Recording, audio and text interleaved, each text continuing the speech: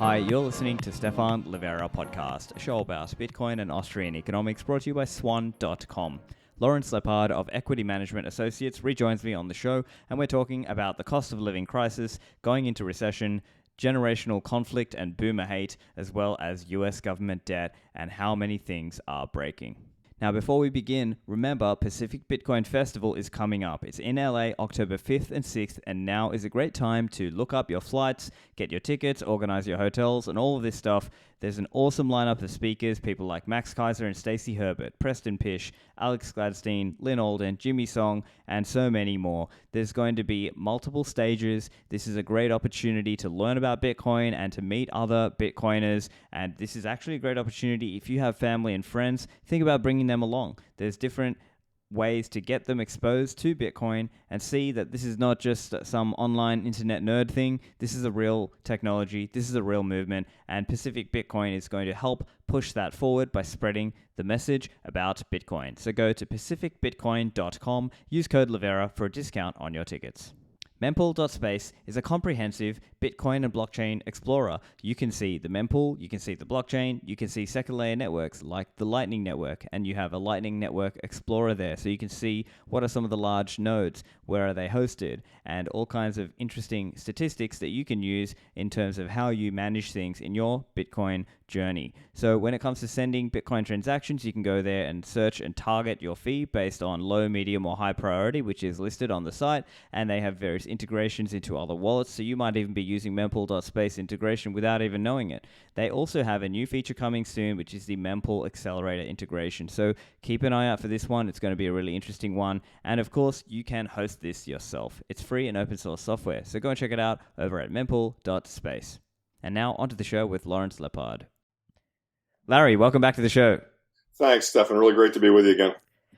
Always lots of things going on, and I think probably the biggest one that just seems to be in the conversation now is this cost of living crisis. And I'm sure you're seeing some of these similar videos where there are young people and middle-aged people who are just literally making TikTok videos and otherwise videos just explaining they can't even afford the cost of living.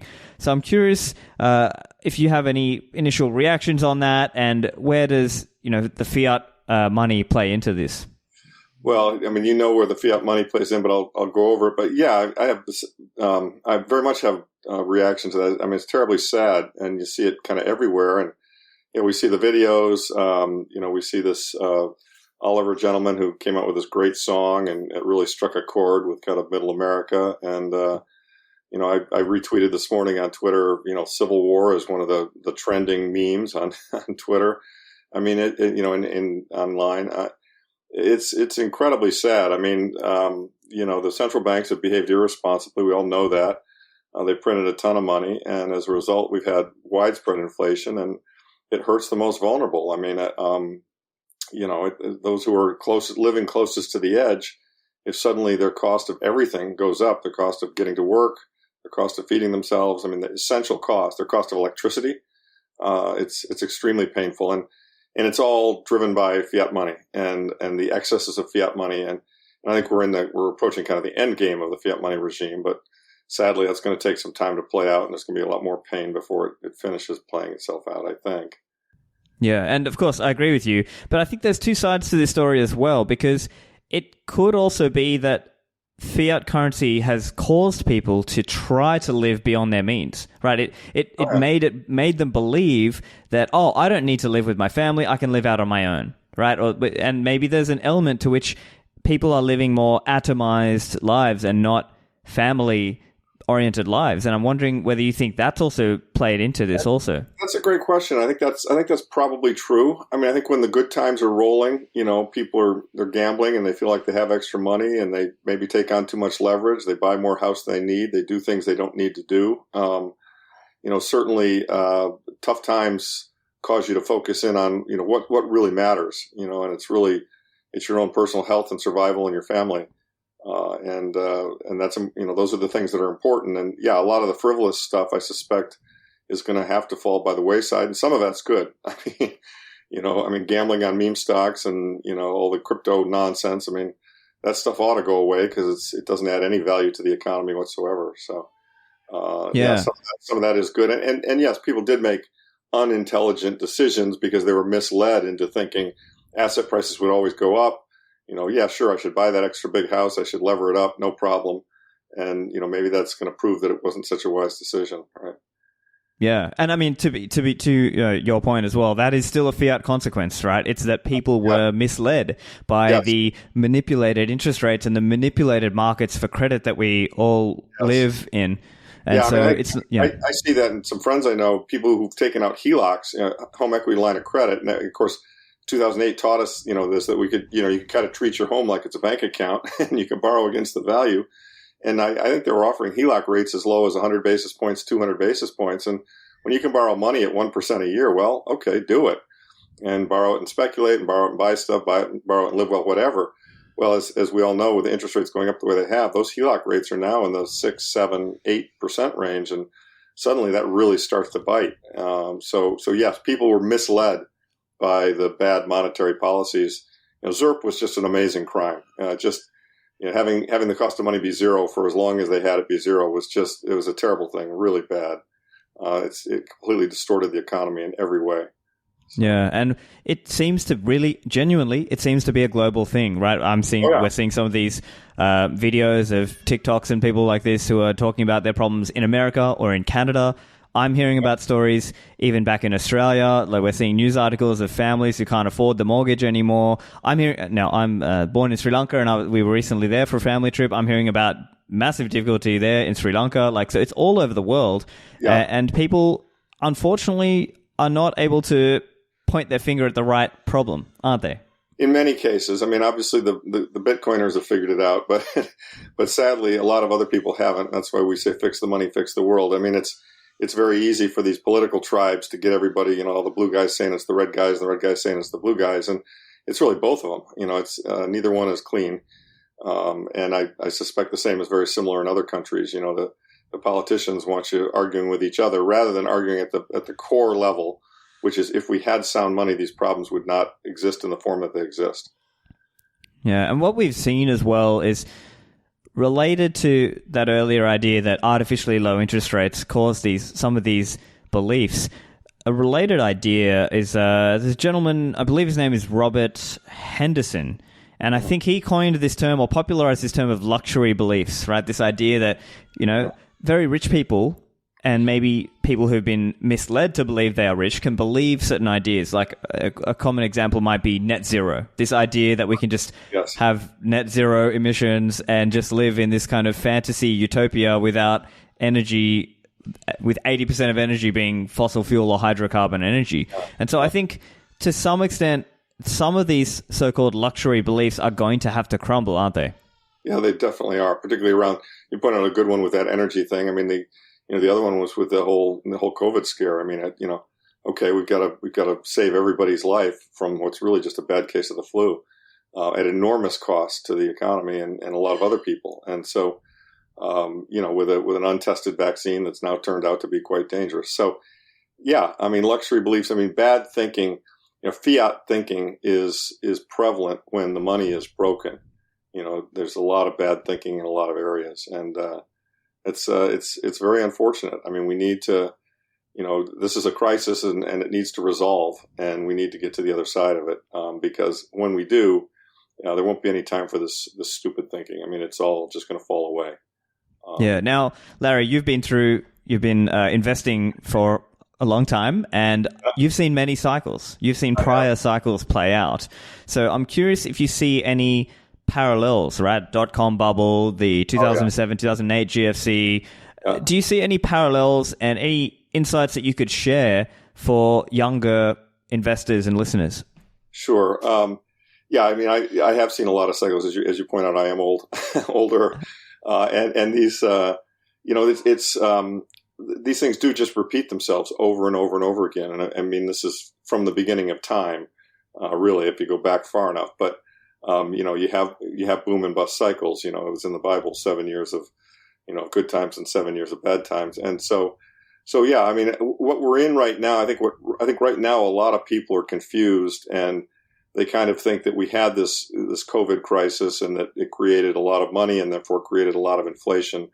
And there's a certain amount of belief I see, which, I mean, as an investor, what you kind of look for is the deviant view of, what is it that the market doesn't see that correct or isn't looking at correctly. And in my opinion, what the market is not looking at correctly is the fact that we're not going back to the 40 years of deflation that we had from the 80s, early 80s into 2020, when, in March of 2020, the 10-year bond hit, 50 or 60 bips. I mean, that's not happening. The world has changed, maybe not forever, but for a time.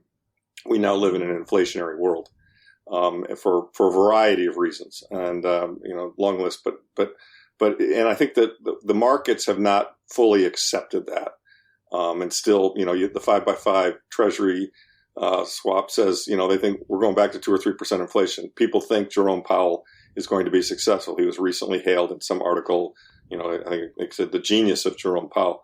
I mean, to me, that was like a flashing red light indicator. Okay, this is about to blow up again. And so, to me, the period we're in right now, the raising of rates post the problems, it feels a lot like kind of March of 2008, where, Bear Stearns failed. I mean, Silicon Valley Bank, to me, reminds me of Bear Stearns.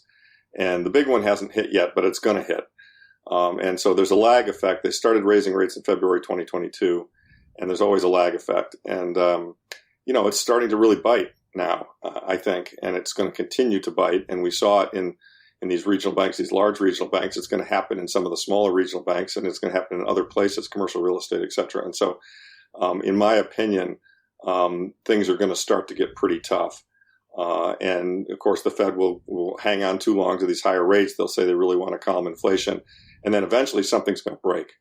And when it breaks, they're going to change. They're going to pivot. And they have to pivot, because if they don't, they're going to have, a credit collapse that's going to rival the 1929 period. And some people think that's what they want. And maybe they do, but I kind of doubt it. I think at the end of the day, they're political animals, and they respond to what the greatest cry is for, to solve the pain. And of course, the greatest cry recently, and a year ago for sure, and even recently, has been stop this inflation. This inflation is eating us alive. Stop it. And so, Powell has been extremely aggressive at trying to do so. Inflation is starting to come down. I'm not sure how far down it will come. I'm not sure if it'll continue. Part of the way they were able to stop it was releasing all the oil they released from the Strategic Petroleum Reserve. So they manipulated one of the big components of inflation, and you can only do that once. So, my opinion is that we're about to go the other direction here, and, the things will start, unemployment will rise, businesses will have a hard time, things will start to collapse, we'll have more Silicon Valley Bank-like episodes, and they will stop raising, and then the stock market will probably fall, because historically that's the pattern, and the bond market, I think, will continue to fall. And that's the piece I think most people don't get, is that the bond market's going to wake up to the fact that they just can never stop printing. And so when that occurs, you're going to see, in my opinion, much higher interest rates from here. And as we all know, there's just a piece of this math that doesn't work. I outlined it on Twitter yesterday with a thread that just shows, I think tax receipts are down, I believe, 7%. Federal government spending is up 14%, and the deficit is growing very rapidly. And interest rates, the chart on interest rates, which we've all seen, U.S. government federal interest payments, is really kind of going parabolic. And so they cannot continue to raise these rates. And in fact, they're going to have to cut them, or else there's going to be a financial explosion here that's going to make 2008 actually look relatively contained. I think that's very hard for most people to accept. But based on my reading of history and my experience doing this since the early 80s, that's kind of what I believe is going to happen. Now, the tough part is the timing. My partner says, and he could be right, they could hold it together for another couple of years. I kind of doubt that. I think a couple of years is too long. I think they might be able to hold it together another 3 to 6 months, maybe a year. I don't know, but it's coming. You can see the problems are coming. They're building. So that's kind of how I view it. One other area, now, obviously, I know you're a fan of Austrian economics, as I am also, and a promoter of Austrian economics. Now, one area that we as Austrians would critique the mainstream is we would reject, let's say, Phillips curve thinking. This notion that just because you've raised the interest rates, that somehow that's going to tamp down inflation. And traditionally, the Keynesians and the neoclassicals, they sort of think of it like, you can have a trade-off between having high inflation or high unemployment and, the central bank and the wise government should manage, the money supply and the interest rates and so on to try to, manage that. But I think then what happened is in the 70s, there was stagflation. It was high interest rates and high unemployment. Right. And that sort of disproved that. But then it seems like, and I know you obviously know better, but it seems like the mainstream financial press are just falling back into that same Keynesian frame. Do you have any insight on why they're doing that? Is it just that they've forgotten? Is it that they just haven't read enough? Why is that? I don't know. I mean, I think the Fed and the Keynesians have really polluted the entire economics, industry and commentariat. And if you don't believe their stuff, you get thrown out. You're not invited to any of the conferences. You're not allowed to ask questions at the press conferences, etc. So I think they just they conveniently ignore it because it doesn't help their narrative. I mean, that's my way of explaining. I think some of them are starting to realize it and they quote unquote know better. I mean, we're seeing this whole discussion of kind of fiscal dominance. I mean, there was even a Fed paper on it. So they realize they've got a problem. But I think that what they are good at, and what they intend to plan to do, and I'm sure they have a lot of things in their back pocket that they'll pull out as necessary, is kick the can. And so the BTFP was a perfect example of kicking the can. Right. I mean, they had said they would absolutely never bail out the banks again. That's what Dodd-Frank said. They said the depositors would have to take haircuts. We're not making the mistake we made in 2008 again. Well, guess what? Silicon Valley Bank got in trouble. First Republic followed. It looked like a large number of the regional banks were going to go down. The $17 billion or trillion of U.S. bank deposits were going to be at risk. Yellen flip-flop back and forth a couple of times. Well, we're going to guarantee them. No, we're not. Yes, we are. No, we're not. And then they realized that if we don't do something to help these banks out, we're gonna have a bank run on our hands. And so they created a program, to basically swap, good paper for bad paper or discounted paper. And so, this is the kind of thing they do to keep their broken system going. And I think they have other things up their sleeve that they will kind of continue to do. But in my opinion, the market is larger than they are, and the market is going to overwhelm them. I mean, another good example is if you look at the 10-year U.S. or U.K. gilt yield. You recall last fall in September that blew out, and the pound was falling fast, and the gilt yield was going up very quickly, and U.K. government had to step in to solve it. And interestingly, they did for a while. But now that gilt yield is back above the time at which that last crisis occurred. And so, the rates are going to continually march higher. That's the fly in the ointment for their system. And, if they lose the bond market and they have to start buying the bond market to keep rates low, it's all over. And the problem that they've got is that, they are the biggest borrower. I mean, the U.S. government has, $33 trillion roughly of debt. A large portion of which, I would say over a third, maybe as much as 40%, rolls in the next couple of years. And it's short. And so at 5% or 6% or 7%, the interest expense for the U.S. government is it's already approaching $1 trillion annual run rate. I saw projections that showed it could go to $1.2 trillion, $1.4 trillion, $1.5 trillion. I mean, at some point, interest becomes the entire U.S. federal deficit or federal budget. And so this is a problem. This is a fundamental problem that mathematical that they can't really solve unless they can get interest rates down. And the only way to get interest rates down is to inject more money into the system to make money more plentiful, so that the supply of money increases and the rate of the money therefore falls. But in so doing, the injecting money into the system is QE. It's buying those bonds and it's printing, right? And so that is what they will, in my opinion, have to do. The only issue is when do they, and in what way do they do it? And the longer they delay, the larger the amount of the print is going to be. At some point they're going to have to come back in. I mean, I think I've said on the record in the past, I think the Fed balance sheet, which was almost as high as $9 trillion, now is in the eights. I think it's likely to go as high as 20 or 30 trillion on the next print. So it's quite a pickle they've got themselves in. But right now they're in a period where they kind of look sort of smart. I mean, Jerome Powell is being hailed as a genius for the way he's managed this, and so we'll see how people feel about that in a year, or certainly in 2 years. I think they're going to feel a lot differently about that. Yeah, and as they temporarily look smart right now, I guess I'm thinking about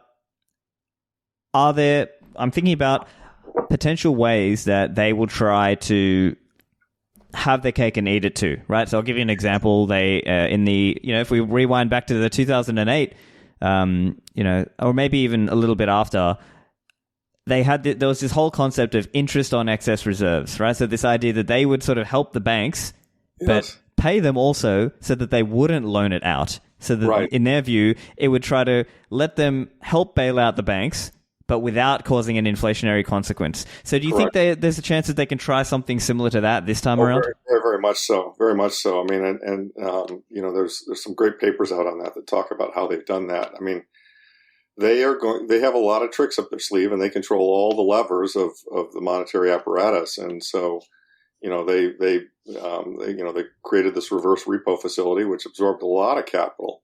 Of course, it made the Fed, net negative in terms of the Fed's income statement, right? They're paying out huge interest rates to people who park their money there to prevent it from going into the economy. But yeah, there's no question they have a number of dials that they use to try to stabilize prices, to stabilize the monetary system, and keep liquidity out there. I wouldn't be at all surprised to see them invent some new programs. I mean, the BTFP, they invented that out of whole thin air, and I suspect they'll do similar things.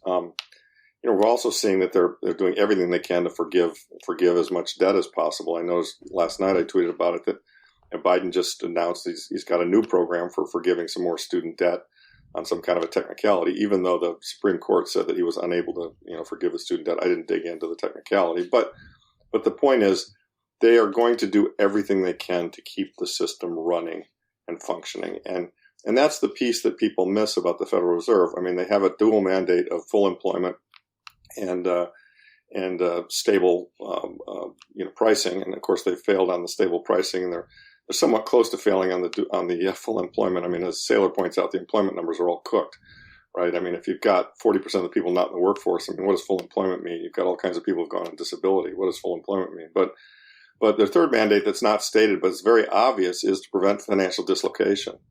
And what they're doing right now is going to lead to financial dislocation. And, March of 2020 was a perfect example of how when you have financial dislocation, they will come in all guns blazing to print money and keep the system going. March of this year, 2023, when Silicon Valley Bank was on the edge, was another example, a very good example of, there's a serious problem in the system. What are we going to do? We're going to invent a new program to solve that problem and sweep it under the rug. But it was money printing, and so there will be more of those. But the fact that there will be more of those means that, for us, that there will be more money printing, which is back to our initial premise, as Bitcoiners, which is that fiat is programmed to debase. It literally cannot exist without debasement, because you have to create the new money to pay the interest on the old money that you've got out there. And that old money is, the amount of old money is growing in terms of debt, because money is loaned into existence. I mean, this is my pinned Twitter feed, which shows, the GDP growth as against the growth in debt. I mean, there's a fundamental problem here that is going to get reconciled. And in my opinion, this is what this fourth turning is all about. The money is breaking. I mean, I'm almost finished with Neil Howe's book, on We Are in the Fourth Turning, and I'm shocked at how little he focuses on the monetary piece of it, because it's so clear to me that that's the issue.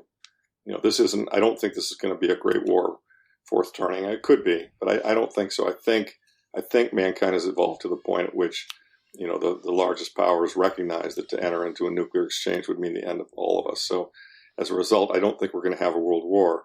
The proxy wars probably continue, but I think that really what's going to happen is all these currencies are going to fail. I tweeted the other day, I mean, we are all Argentina, or Turkey. We're just at, or Venezuela or Zimbabwe or whatever, whatever comparable you want to use. We're just at various stages on the curve. Now, that could take some time. So it's not like it's going to happen tomorrow. But to me, it's clearly happening. And I would submit at an accelerated pace. If you recall, in the 2008 crisis, we created $3 trillion worth of money over the course of 3 or 4 years. Here we created $5 trillion worth of money in 18 months, on the COVID crisis. And my suspicion is the next one will be large enough that it'll lead to a much bigger number. And at some point, people are going to wake up and realize, these people really don't know what they're doing. And as a result of the fact that they don't know what they're doing, they're going to run us into the ditch. And therefore, I've got to own something that they can't print. And, tangible assets, and Bitcoin, a tangible ledger, an immutable ledger, really are the two natural choices. So. Yeah, so we've been speaking a little bit about the possible responses. As you said, they could make up a program. There are talks of various different ideas out there. I recall if you went back, let's say 10 years ago, there was a lot of talk about bail-ins. That was seen as a tool for the banks to sort of stay solvent. Everyone should take they use the colloquial term haircut. This idea, a nice way of saying we're taking your money. And this was a narrative in Cyprus in 2013 as well, that there was a bail-in in the banks, and that drove, whether or not that was why people were buying Bitcoin. There was a Bitcoin price pump around that time. So there's kind of this idea of bail-ins. There's the idea of bail-outs. There's the concept of BTFP and these various financial programs. I think these are probably some of the likely policy, let's call them policy responses. Do you have any others that you can think of that they could do that are, government policy responses? I think they're going to at some point get smart and recognize that gold and silver and Bitcoin are the exit ramps, and they don't want people using the exit ramps. I mean, this is what, Elizabeth Warren's anti-crypto army has gone after. And I think, having been screwed by them constantly throughout my career, watching them, take moves that are adverse to my positions, like banning short selling of financials in September of 2008, it wouldn't surprise me at all if a narrative starts to develop that these sound money guys are ruining our good fiat system. And therefore, if you own Bitcoin or gold or silver, you need to report what you own. And we're doing it for tax reasons because we think you're all tax cheats. And, and furthermore, you need to, tell us how much of it you own and maybe give us the addresses. And then if they want to get really aggressive, they could start to say, and by the way, they could see a monetary reset coming. I mean, I think right now they're not doing these things because they're not smart enough to do them. But I think they might get smarter as time goes by. And by the way, you guys are about to get windfall gains as a result of what's going to happen with this monetary reset. And therefore, capital gains tax on Bitcoin and gold and silver is now 90%. So I don't put anything beyond their reach of trying to save their own asses. Their system is going to blow up, and they know it, I think, or if they're smart, they know it. And so I suspect there will be moves they will take. Now, the beautiful thing about both Bitcoin and gold and silver is that they're bearer assets that, they can ask me how much I have, but I have boating accidents all the time, and I keep losing shit, and I think, there'll be a race, which is, how can they figure out who's got what and how to get control of it and how to mess us up versus how quickly is their system disintegrating. And as their system completely disintegrates, the new system, whoever runs the new system isn't going to care how many Bitcoin I have or how many ounces of gold I have, because they're likely to be somebody who's in the same boat. The people who are going to be saved by this whole thing are the people who have sound money. I mean, when the dollar becomes worthless, and I sincerely believe that within my lifetime, I'm 66, that within my lifetime, the dollar will become worthless. The dollar will fail. I sincerely believe that. I think it's probably likely to happen between 2028 and 2032, which is kind of the end of this fourth turning as projected by Neil Howe. I mean, he says if he adds everything up, he said maybe worst case, longest ever fourth turning, it could be 2038.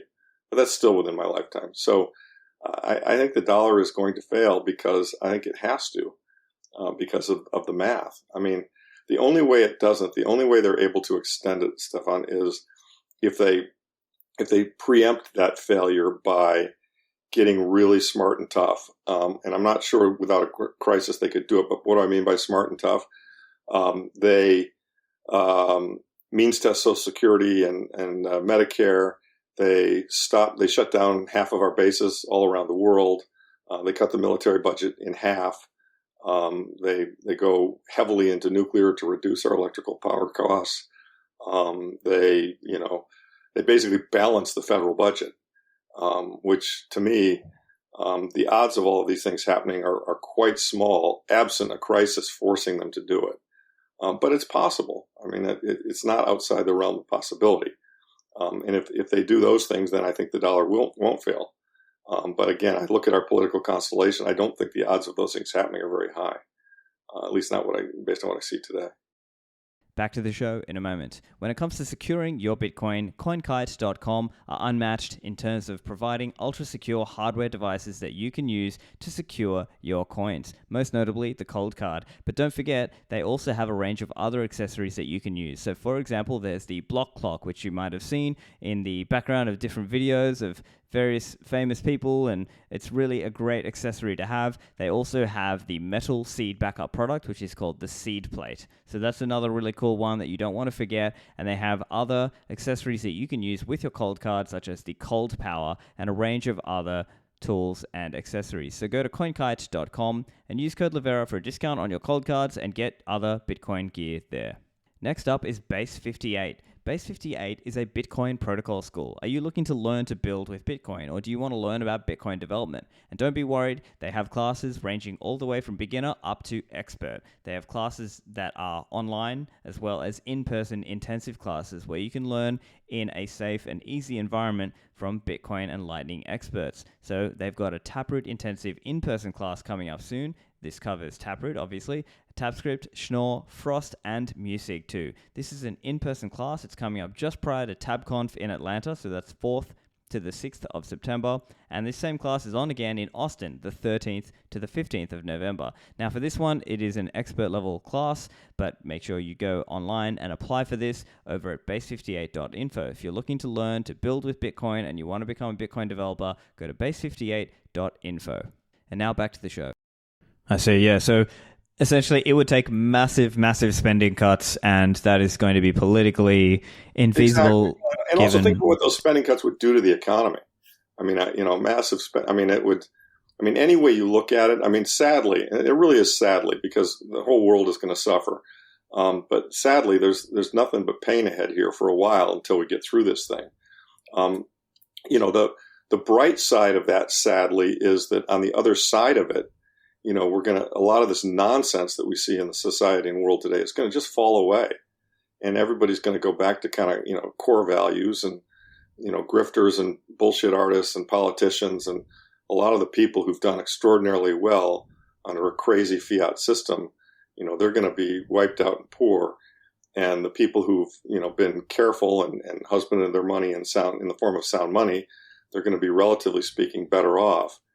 And able to, I think, return the country, at least the country I want to live in, the United States, to more of its founding principles. Maybe we'll have term limits, maybe we'll have a second constitutional convention. I don't know what'll happen, but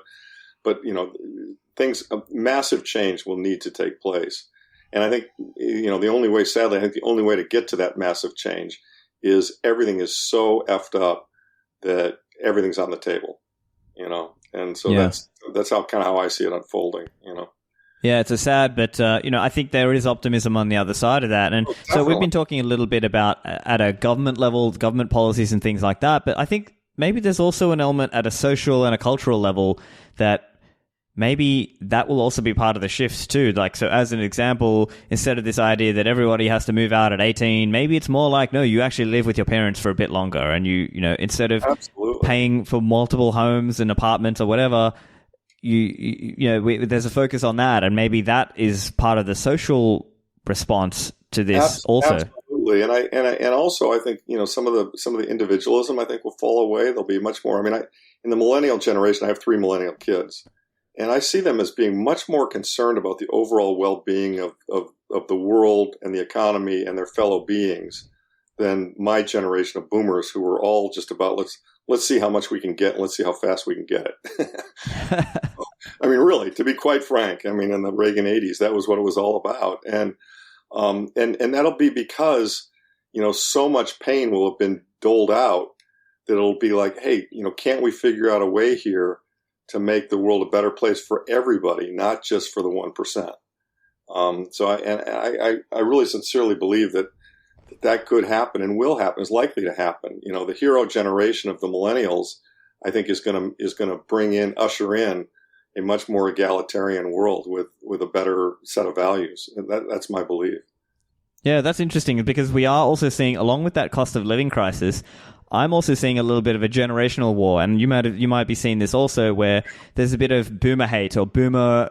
Absolutely. People are sort of saying, look at these boomers, look how easy they had it. They could have just bought stocks and bonds and gone to the beach for 40 years, and now they wake up and now they're rich. And now there are young people who are in their 20s and 30s who can't buy a home, who can't get paid enough to raise a family, this kind of concern. So I'm curious, any reactions you have on some of the generational conflict? By the way, is that too much background noise? I got to go. Oh, no, you're fine. Okay, yeah. So yeah, I mean, no doubt. I mean, there are a lot of greedy boomers who have done extraordinarily well. I mean, look, it wasn't as easy as it looked. I mean, there were lots of ups and downs. A lot of people who've done well, worked very hard for what they've got. But yes, they are hanging on to it. And there's a lot of wealth concentrated in the boomer cohort. And as a practical matter, what's happening is a lot of boomers are helping their kids out because they have to. I mean, the average 20-year-old today, how they ever going to, on a 20-year-old salary, how are they ever going to be able to afford a house? I mean, they can't. I mean, it's just, the economics are just so tipped upside down. And so this will get resolved. And I completely understand the boomer hate. I mean, particularly when you look at like the U.S. Congress and all these elderly people who are in there, and, they're just, they're so backward looking. And I mean, back to the student loan thing for just a moment. I mean, in general, I believe that when a debt is taken, it should be repaid. However, having said that, there's something to be said. I mean, in the GFC, we loan money to the banks for free, basically, ZERP. And yet, I think we charge 6% on student loans. I mean, what's that all about? Why do the banks get a 0% interest rate and the students have to pay 6%? I mean, there's a certain amount of unbalance, as I think you've alluded to, between the generations, and the boomers are going to have their benefits cut severely, and they will. And my sense is they'll be able to live with it because they've had a good run, and I mean one thing that also could get solved throughout all this is just the whole healthcare piece of it. I mean, healthcare in the United States is just such a disaster. I mean, it's not really healthcare; it's sick care. And so that's another big bugaboo of mine that everybody's got to start eating well and exercising.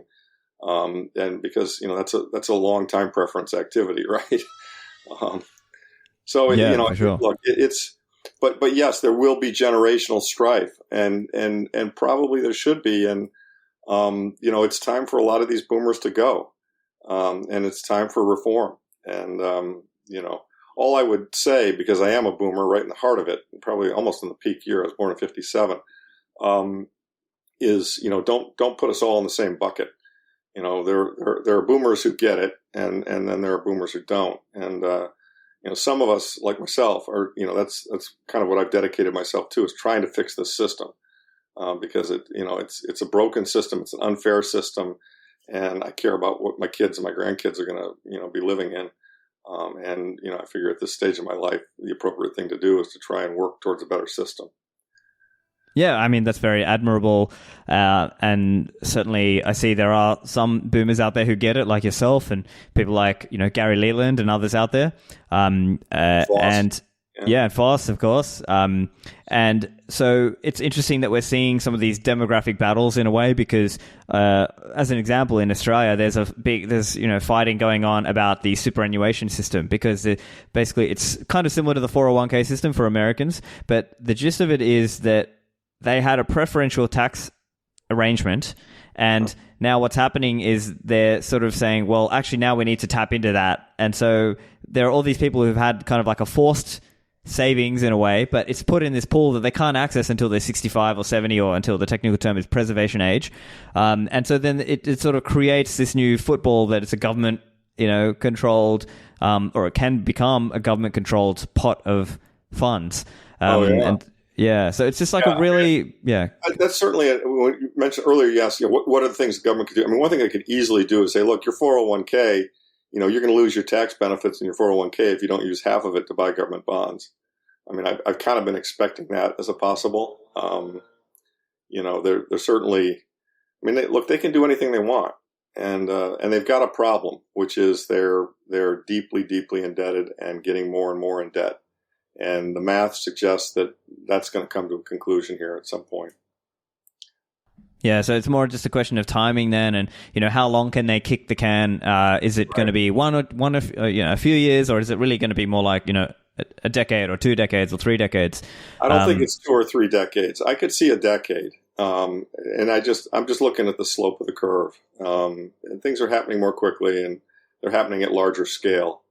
I think Howe, I think, is pretty good in his generational cycles. I think he's got this one right. If you assume this fourth turning kicked off in 2008, and these things typically last 20 years, it feels to me like at the end of this decade, this system will be going through substantial change, and which will be painful, but ultimately very positive for the human race. We'll enter a new season with a better currency system, and all this debt will have been resolved.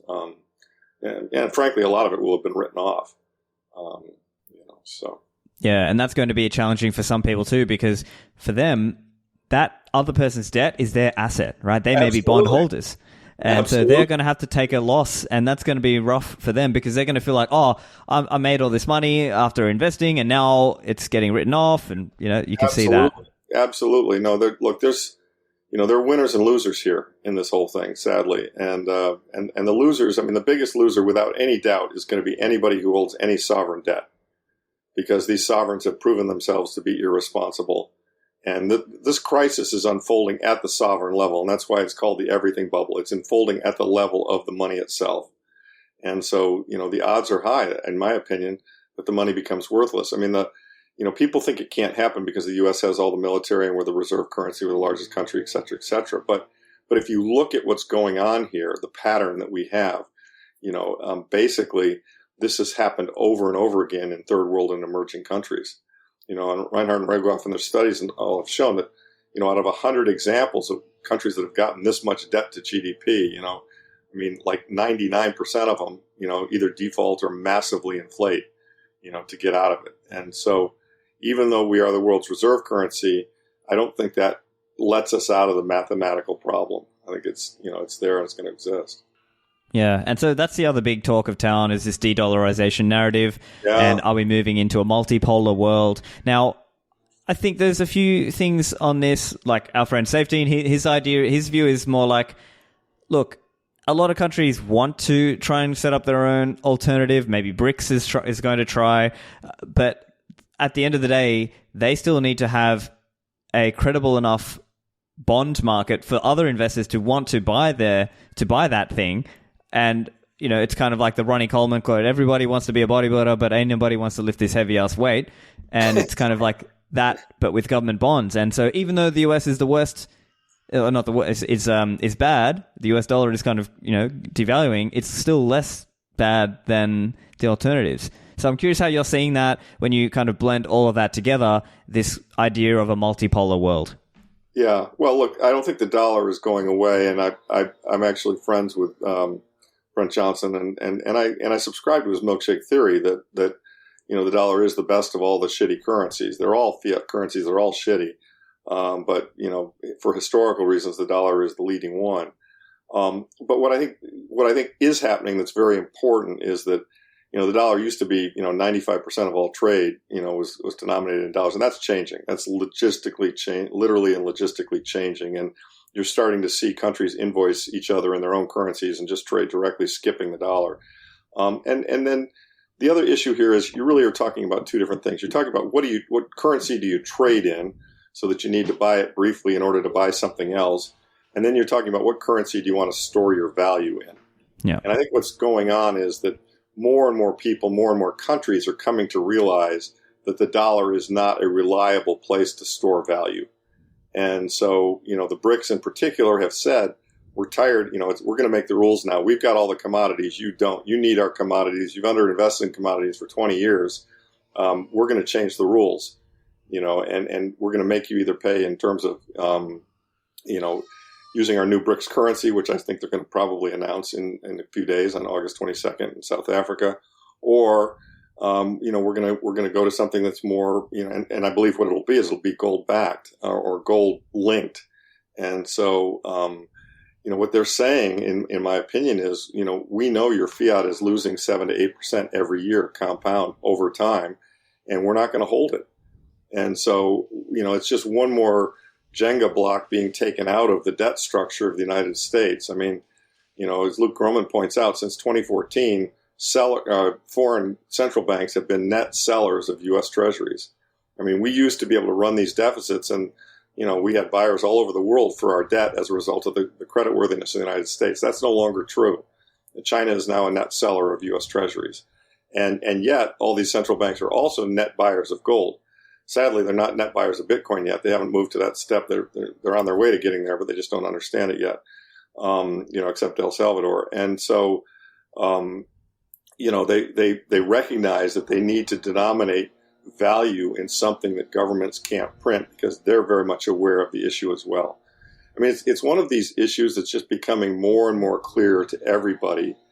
And like so many things in life, I mean, the first people through the door are going to do the best, right? I mean, the people who bought Bitcoin at $2 or $20 or $100 or even $3,000, are going to do better than the people who are buying it at $300,000, which, there will be plenty of buyers at that level. And so, it's like when you're in a crowded theater and the fire breaks out, first people get out, they're the best escapees. You don't want to be at the end of the line, as the smoke kind of, billows up. And so, it's becoming more and more clear that these currencies do not store value, period. And so, and it doesn't matter which one you're in. And it's interesting to me what's going on in Japan, Japan could actually be one of the first ones to fail. I mean, you see the yen now starting to really slide. And then you've got the Japanese Monetary Authority, basically letting their band of what they're willing to accept as a yield on their 10-year go up in order to try and prevent that slide. And of course, the yen has been, somebody on Twitter had it out, they said, the yen is the ATM at the World Financial Casino. It's the ATM in the lobby because people borrow in yen because it's so cheap in order to speculate in everything else. And so if the yen starts to fail and the yen interest rates start to go up, there's another source of liquidity drying up. So, things are breaking. I mean, you have to kind of look between the cracks, but things are breaking slowly but surely. And, eventually they're going to cumulatively break enough that I believe we're going to have something that looks again like the 2008 crises that, the signs, I mean, people say, what do you look for? Well, there are really three prices I check when I get up in the morning. Okay. I check the 10-year yield on the U.S. 10-year yield. I check the price of gold, and I check the price of Bitcoin. And, I find it very interesting here that in spite of, the toughest monetary tightening campaign since 06 or 05 or 06, or even since, back in Greenspan's days or Volcker's days, well, almost as tough as Volcker's days, real interest rates having fallen by 500, 600 basis points, that gold is within 5% of its all-time high.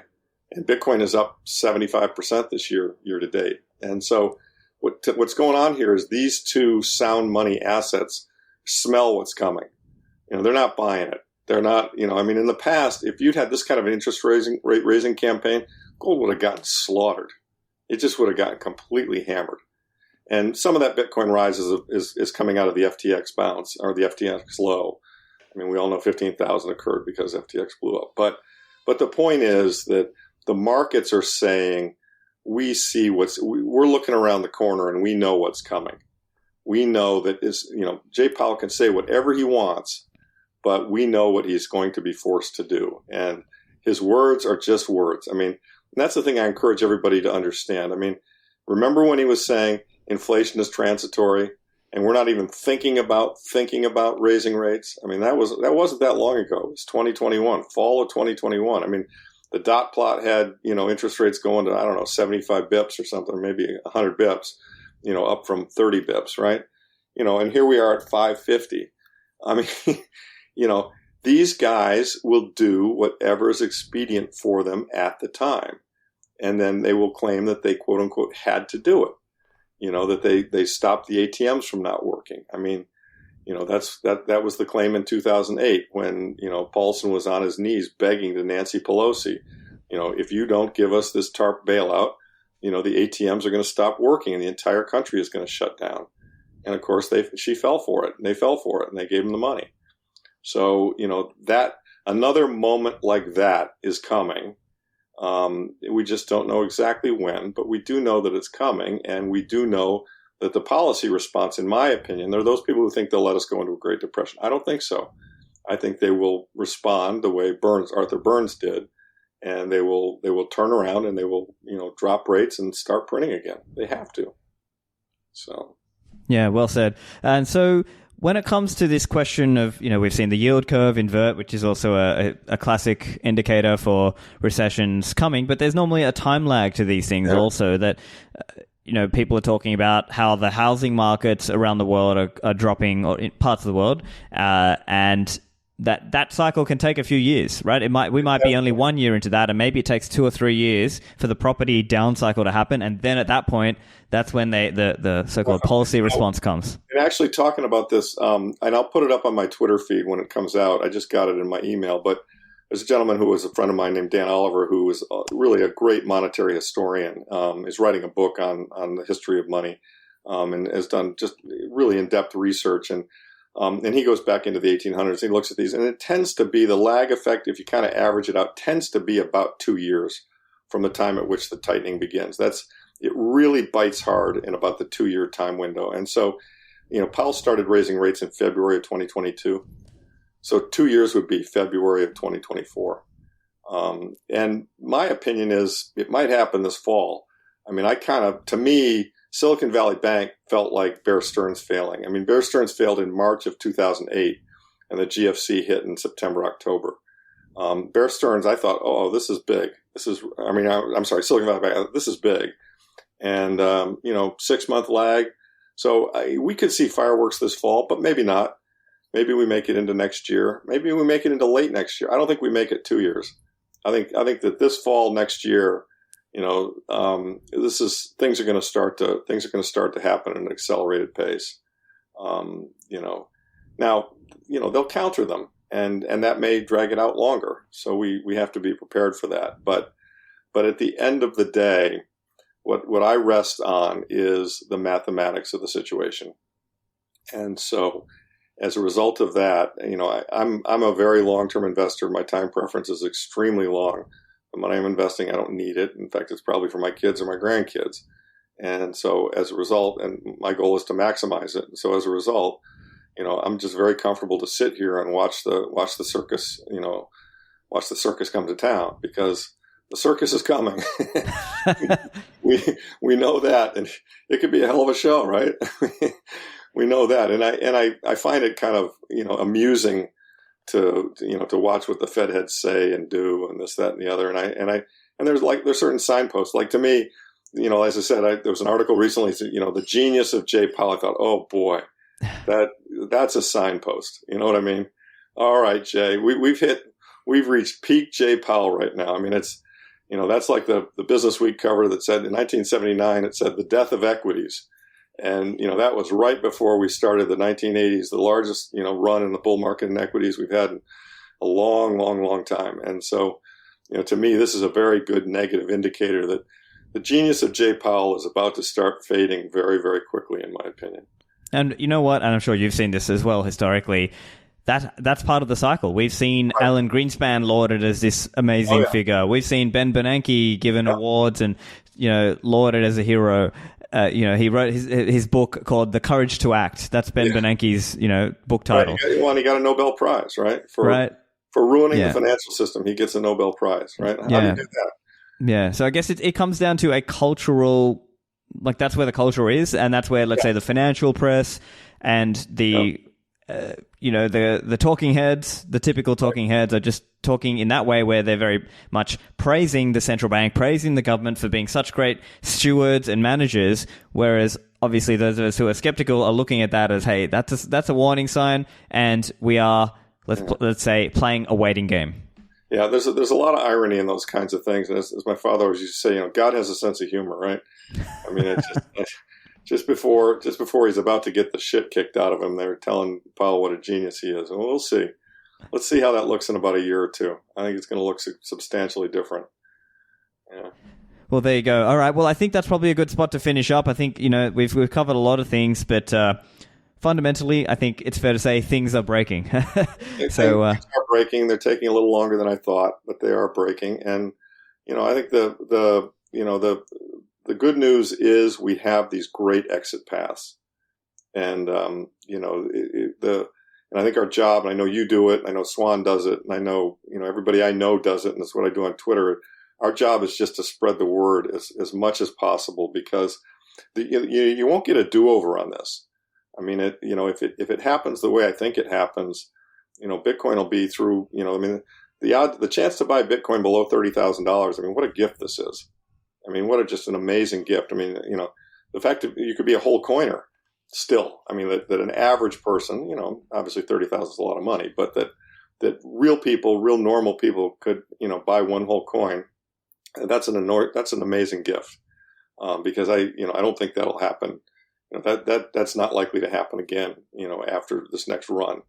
And, I think on the next run, gold will take off, go through 3,000. I think Bitcoin will be through 100,000, and, the inflation will be, we'll be back in it, and it'll be, game on. And as we all know, it's suddenly and then all at once, right? I mean, on another podcast, I give an example of how quickly a stadium fills up with water. I mean, exponential functions are hard for people to understand, but when confidence is fully lost, I mean, there's no limit to how far these things can go in terms of their value as measured in dollars, because there's really no floor to what the dollar can be worth, because ultimately the dollar, if total confidence is lost in the United States government, the dollar will be worthless. And I know that's hard for most people to fathom, but I don't think it's entirely outside the realm of possible outcomes. In fact, I think it's one of the more likely outcomes. So, but that's just me, and I've been wrong a lot. So, well, no, I think that's right. I think it's more just about having the right time preference and the time period on that, right? Yeah. Because I'm sure people are going to say, "Oh, the dollar's worth this." Well, not tomorrow. It's not going to happen tomorrow. No. Let's talk 10-year window. 10-year window, I'm pretty comfortable with the projection.